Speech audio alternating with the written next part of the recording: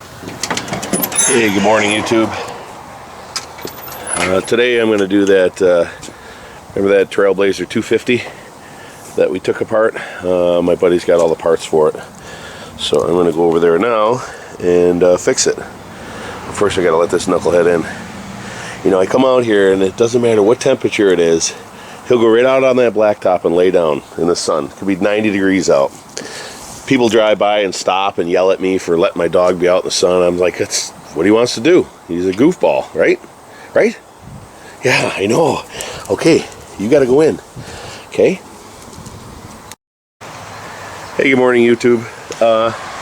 Today I'm going over to my buddy Pete's house and we're going to fix his daughter's Trailblazer 250. If you remember, I don't know, had to be a month and a half, 2 months ago.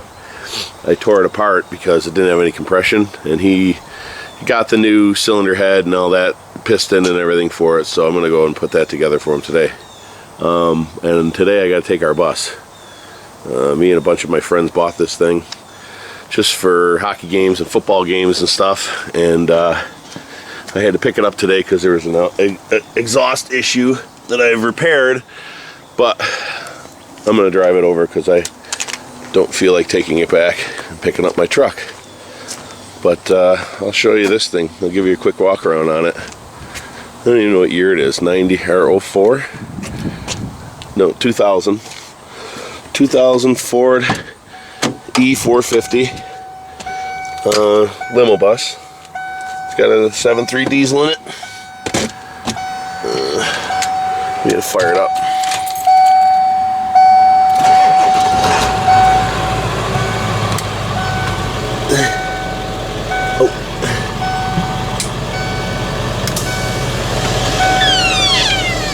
Take a look at it.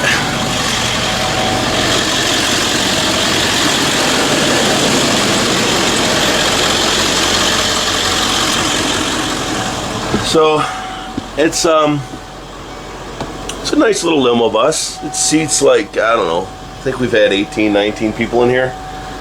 Not comfortably 19, but it'll take 15 or 16 out nice and comfortably. Under the seats here are all the storage. And you know, AC and air compressor for the door and stuff. There's a cooler under there. There's a little cooler under there. Nice TV. Got all the AC and the heat for that. All these grab handles and stuff have LEDs in them and they light up. And the mirror's got LEDs. It's got lights underneath. Everything is all lights up different colors and strobes and stuff. It's got a nice fake hardwood floor, little bar with 2 bar stools. Oh, bar stools aren't even in it. I don't even know where they went. Just got it back from the detailer, so I don't even know where the hell the stools go. Anyways, they might be at the dealer or at the detail shop. And it's just got a little head.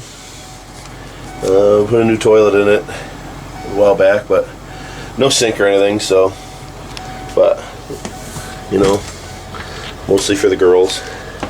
And yeah. Oh, and it's got a safety pole. So, but I'm gonna go over and get this little Trailblazer fixed.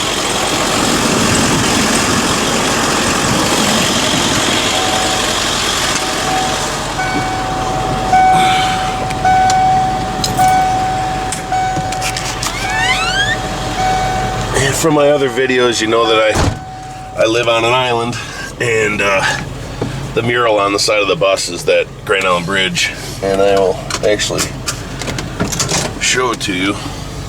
The guy that I'm going to fix his daughter's four-wheeler, he used to own this bus and have it for a business called GI Limo Bus, and it was a good business, but they sold it, or they were going to sell it, and a bunch of my friends were all hanging around one day and decided instead of selling it to somebody else, we'd all just chip in and buy it. So he stayed on as one of the owners, and six other of us guys bought in, and now we own it. And we just basically use it, and we can't use it for anybody else but ourselves because we're not insured for that, but we use it for going to football games and hockey games and bar hopping and, you know, stuff just bombing around.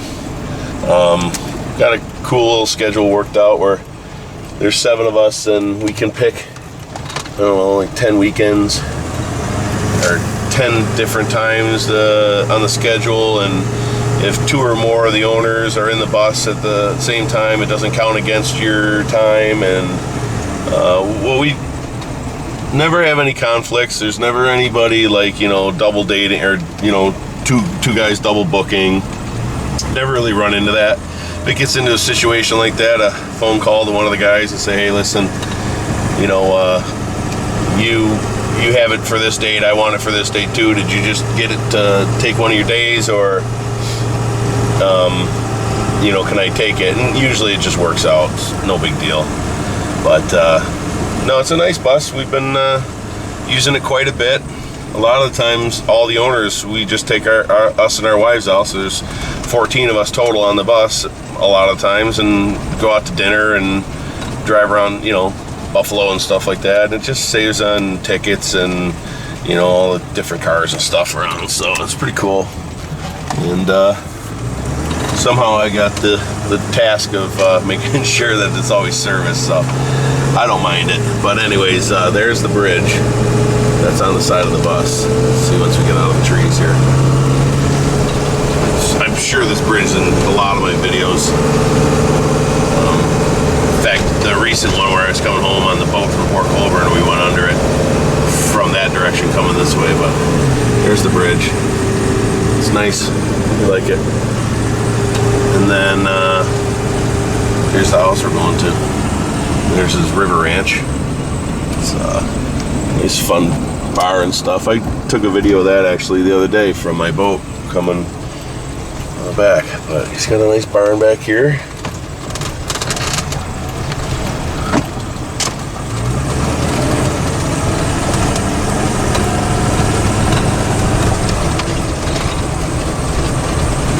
Let's go park over here.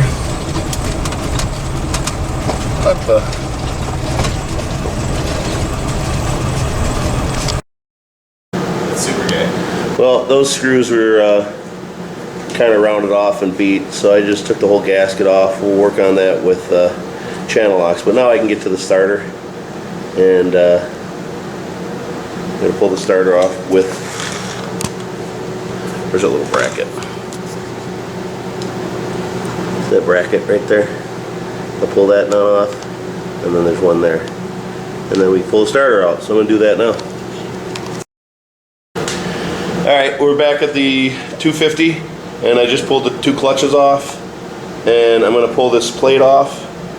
There's some Phillips screws there, and there's a couple of bolts here and here.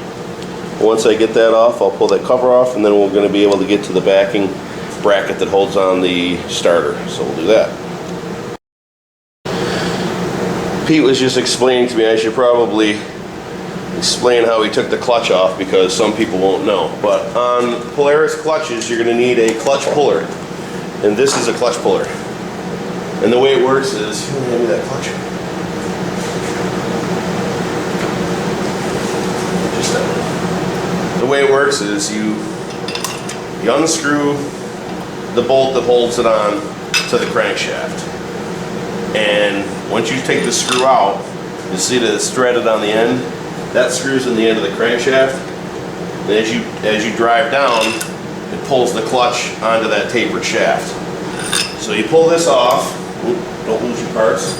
You pull that off, and now there's a threaded bore inside the clutch here that these go into. So this puller goes in here. Am I in the shop? Looks great. This puller goes in here and threads on right around in this area, and the end of the puller goes up against the crankshaft, and as you turn the puller, as it draws in, it pushes on the crankshaft and pulls the clutch off. So that's how that works. So you got to get a clutch puller, either borrow it from, you know, four-wheeler shop, or buy one. How much did you pay? I just ordered one online for $23. So 23 bucks will get you that on eBay. Luckily, we got a small engine guy around us, and he let us use one. So anyways, that's how you get that off, and don't lose your parts. And once you have the clutch off, then you can take this backing cover off, this piece here. And once Lower, do it again. There you go. that part there. And once that's off, I mean, I tried to pull these 4 screws off to pull the whole thing out, to pull this gasket off, but 2 of these screws are screwed up. So this just kind of fits in a groove. So I just popped it out and I was able to get behind it to get to the starter bracket. This starter bracket here is bolted to the bottom of the block, and on the other side there's 2 other screws holding the starter in. And once all those bolts are out, the starter is free to come out. It's going to drop this wire off, and then that's out, and then I can put a new one in. And make sure you just disconnect your battery before you do any of this stuff, because you don't want arcing. So anyways, that's where we are right now. I'm going to pull that bracket off and pull that wire off, and the starter can come out, and then we'll focus on getting the piston out and starting to rebuild. Alright, so we got the new starter, comes with a gasket and new Bendix. I'm not sure how I'm going to put this in right now because it's going to move all around, and we got to get the screws to line up. Might try to get some RTV on this or something, but that's it for now. We're going to throw that in. Pete, this guy here, does that have a wire going to it? Hang on, stop. I was just looking at this one, and it has a screw in here, and I didn't know what it was for, and on the old one it's got this Zerk fitting, so I'm going to go ahead and put that Zerk fitting on here, and then we'll go about putting this thing in.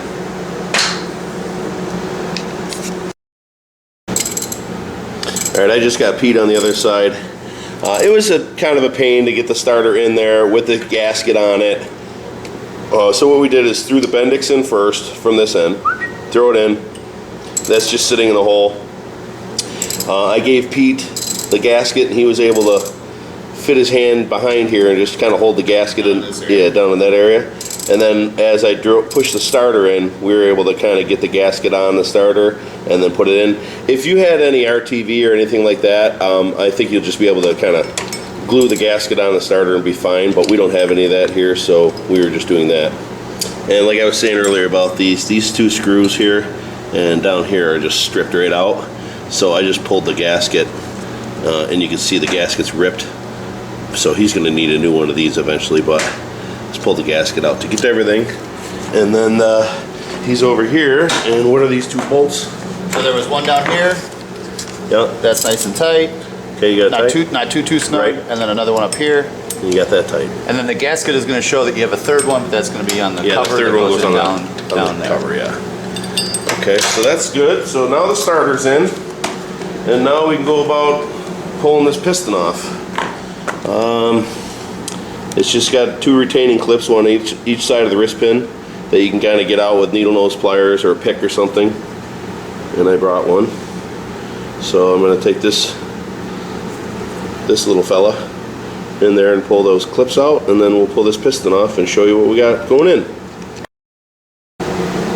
Alright, with a couple of whacks with the hammer on the end of that wrist pin, it slid out fairly easy. And so this piston is going in the trash, and we're going to set up the new one, and I'll get right back to you. Alright, when you're putting your rings on your pistons, if you look in those slots, you can see these little pins. Okay, the rings are going to fit, and they're going to be on those pins like that.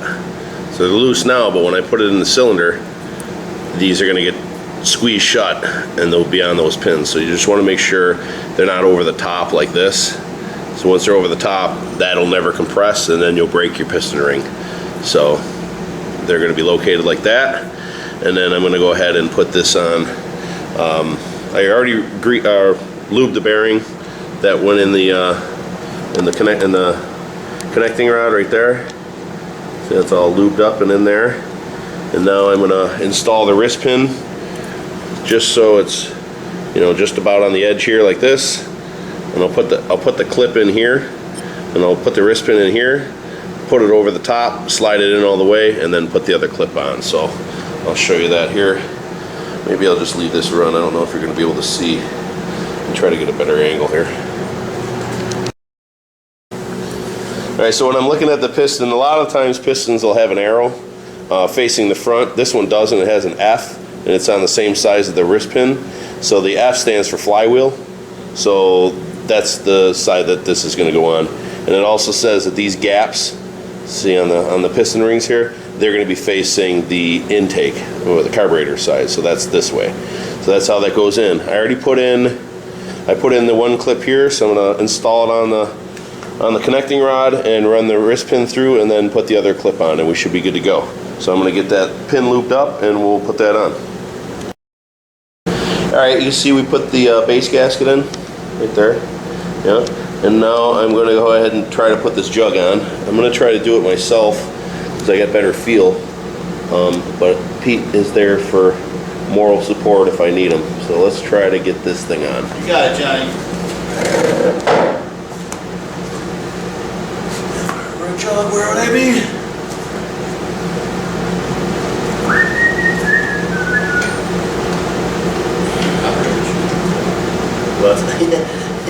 Okay, can you, let's go up with the piston. Up with it? Yep. Yeah, keep going. Right there's good.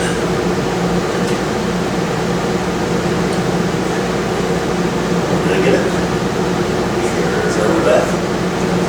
There you go. We're on the first one. Alright. We're on the back on the second one. Let's find the pin. Here's a good spot to pinch. There. Yeah, okay.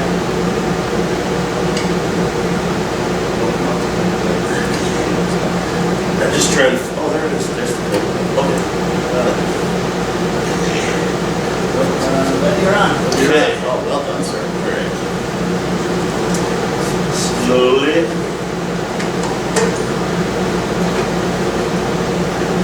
As he did that, he had to squeeze those rings. Yeah, the locating pins that I showed in the video, you got to make sure the rings lined up with it, and then you just you start easing it down as you pinch the rings, and it finds its way on. It's not very easy actually. I'm spinning the flywheel just to kind of move the piston in different areas. All right, so that's good. So that's good. Now we got to put the 4 nuts on to hold down the jug. Once we're done with that, we're going to put the head gasket on and put the head on. So I'm not going to bore you with tightening up these 4 nuts, but we're going to go ahead and do that. All right, we got the jug tightened down. You can't get in there with a torque wrench because it's kind of blind. You can only get in there with a box wrench. So we just gave it like a 1 or a 2 vein. What do you think, a 2 vein or 1 vein? Somewhere in there. Somewhere between a 1 and a 2 vein in your neck. Tighten. And then they're good. So now what we're doing is preparing the head gasket. That is going to go on there. And then we're going to drop the head on. So what do you got? What are you doing there, Pete? Well, it looks like there's got to be a direction that it's got to go in because there's a notch. So yes. For the notch. The canotch. Let's see the notch. I'm not sure which way that's going to go. Keep this recording, I guess, for a little bit. See what's up.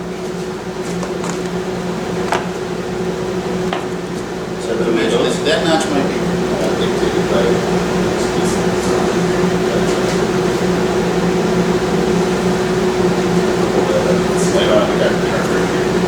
Oh, that's where the headphones went.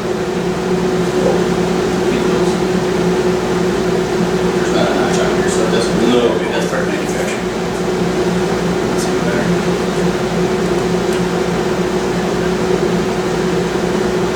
Did it matter what side was what? I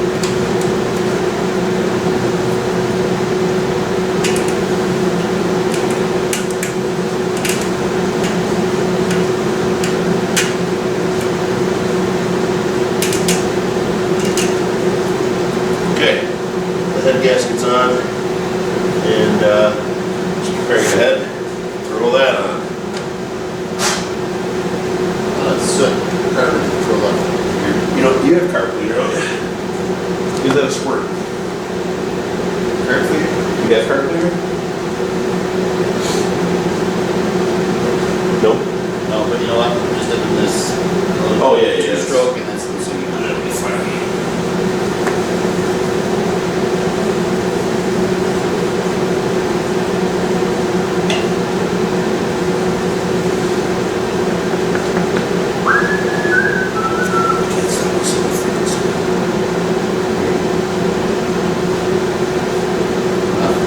I think so. Get off the gasket surface.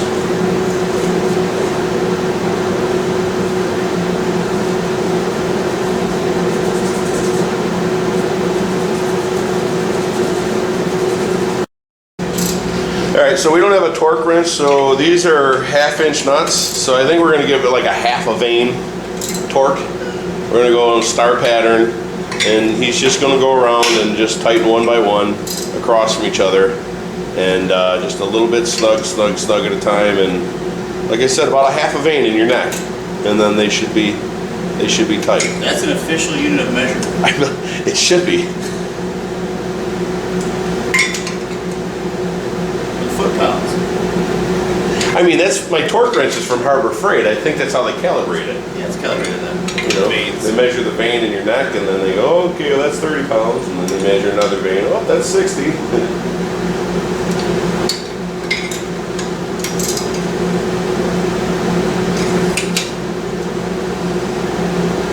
I mean, let's be honest. This isn't a top fuel dragster. I'm sure it'll be fine. Don't tell my daughter that. Okay. So now that it's done with that, we're going to go ahead and start putting on like the carburetor and other stuff while we have this machine apart before we put the gas tank on, because it seems like that'd be easier to put on now than after the tank. Starter is in, but I didn't put that bracket on yet. I'll go ahead and do that, and then Pete is going to continue on putting crap on over there, so I'll get back to you in just a minute.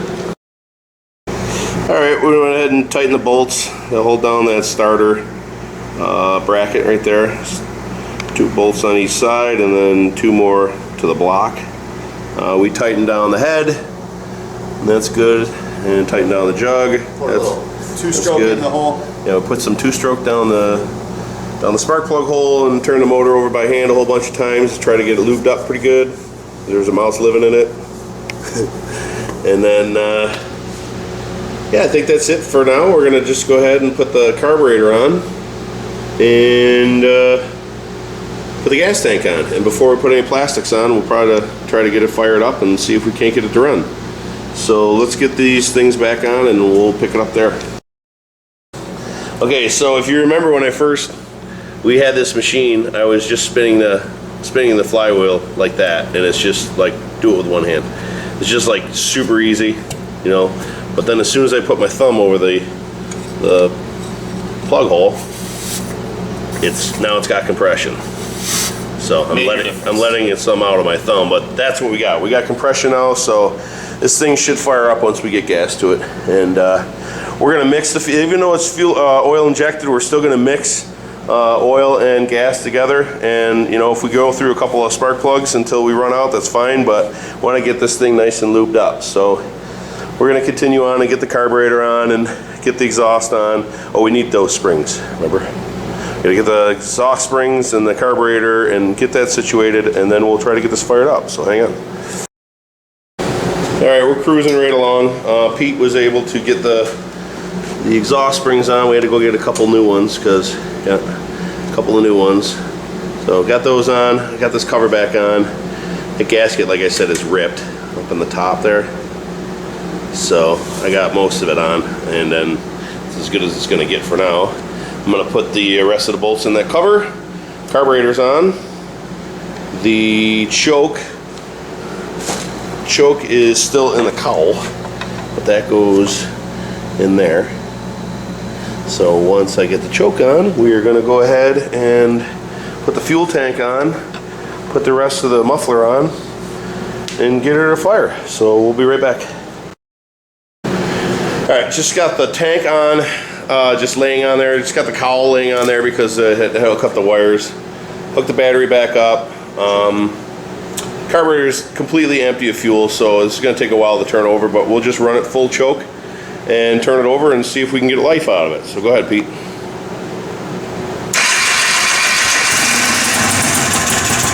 Okay, hang on 1 second. I almost dropped my beer. Almost dropped my beer. Without throttle, I don't know what to do. Huh? Without throttle, I don't know what to do. Just choke it and then fire it off and then let it run and take choke off. Oh, there she goes.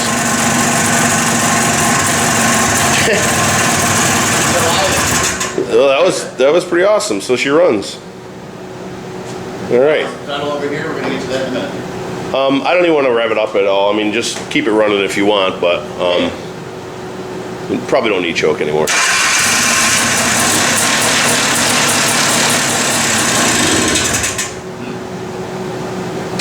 There,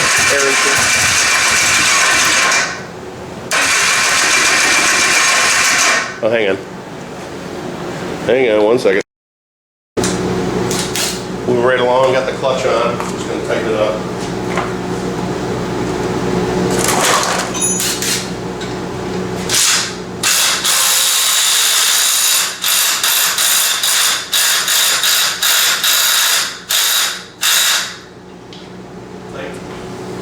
Tighten like a tiger.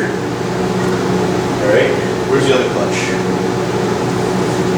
Around here.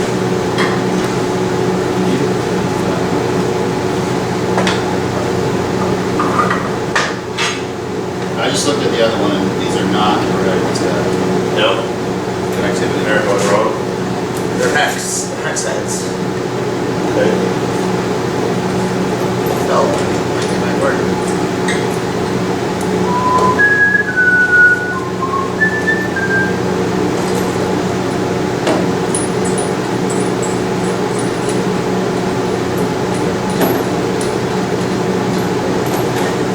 Feel like you need a half-inch though.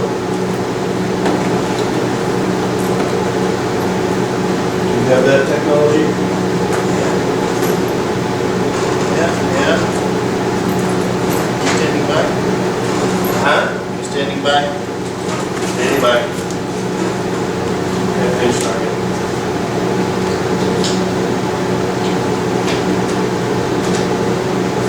Oh, it's right here. It's one right in front of my face.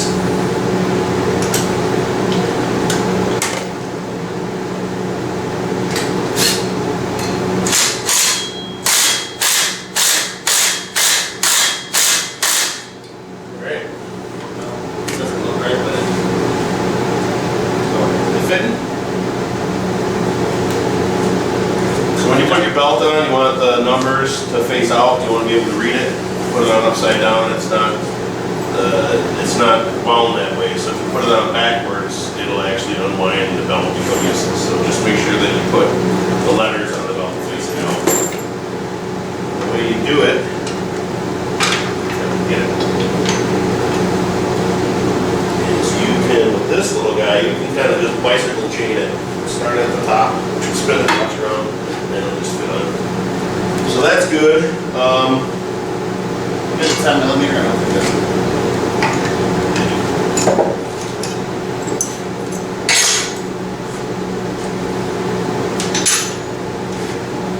Yeah, those are